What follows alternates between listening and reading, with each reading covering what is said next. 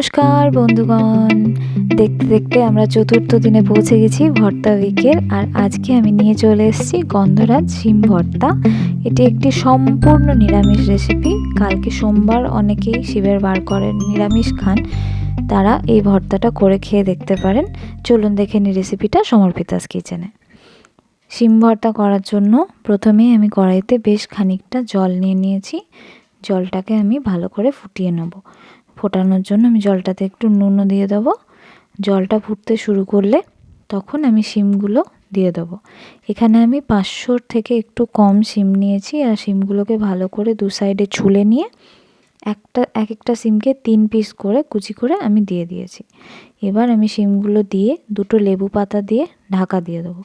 লেবু পাতাটা এই সময় দিলে প্রথম থেকেই শিমের মধ্যে লেবুর যে ফ্লেভারটা চলে আসে। লেবু পাতাটা অল্প ছিঁড়ে দিতে হবে, না হলে কিন্তু গন্ধটা অত ভালো আসবে না। শিমগুলো দেখুন সেদ্ধ হয়ে গেছে, 7 থেকে 10 মিনিট বসালেই সেদ্ধ হয়ে যাবে। আমি পাতাটা তুলে নিয়ে শিমগুলোকে ছেঁকে পেস্ট করে নেব। এই ভর্তাটা খুব ইজি, একদম কিছু বেশি মশলা লাগে না। এবার আমি অল্প তেল দিয়ে দিলাম, 1 চামচ মতো তেল দিয়েছি। তেলটাকে ভালো করে গরম করে আমি ফোড়ন হিসেবে 1/2 টিস্পুন কালো জিরে একটু হাতে ডলে নিয়ে দিয়ে দিয়েছি। আর দিয়েছি একটা কাঁচা লঙ্কাকে ফাটিয়ে। এবার একটু নুন হলুদ দিয়েছি, কারণ এরপরে আমি মেন মশলাটা দেব। তেলের মধ্যে দিলে একটু ফাটতে পারে, আদা তো। আর এটার মেন মশলা হচ্ছে আদা জিরে বাটা আর কাঁচা লঙ্কা বাটা। আমি আদা জিরে কাঁচা লঙ্কা একসাথে বেটে নিয়ে দিয়ে দিয়েছি। এই ভর্তাটা আমি একটু ঝাল মিষ্টি করে খাই, তাই জন্য আমি কাঁচা লঙ্কা দিয়েছি। আপনারা যদি নিরামিষের দিন মিষ্টি মিষ্টি ভর্তাটা খেতে পছন্দ করেন, তাহলে একটু মিষ্টির পরিমাণটা বেশি রাখবেন, ঝালের পরিমাণটা কম রাখবেন, কোনো অসুবিধা নেই। দুটোতেই অসাধারণ খেতে লাগে।